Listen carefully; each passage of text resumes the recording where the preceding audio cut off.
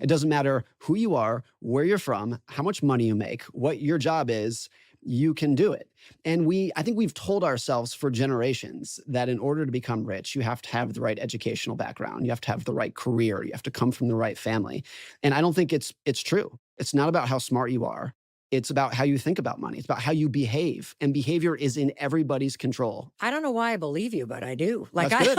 I literally, no matter how in debt you are, no matter how old you are, you can learn. And that's kind of one of the big lessons I'm going to talk about that I've distilled from your work that has changed my life and my relationship with money and the way I think about money, the way I save it, the way I spend it. It doesn't matter the starting point at all. Lesson number one that I've learned from you is you can get good with money. You believe that. I've seen it time and time again. And there are so many examples of it. Let me give you this example here.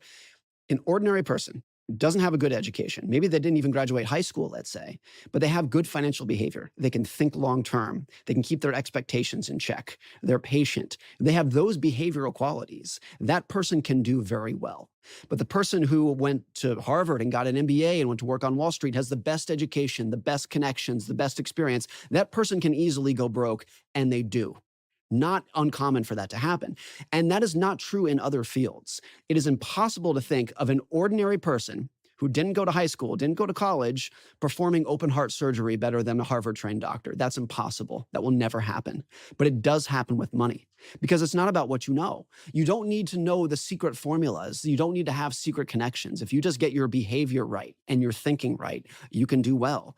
Patience, keeping your expectations in check, not comparing yourself to other people, using money as a tool to live a better life instead of a yardstick to measure yourself against others by.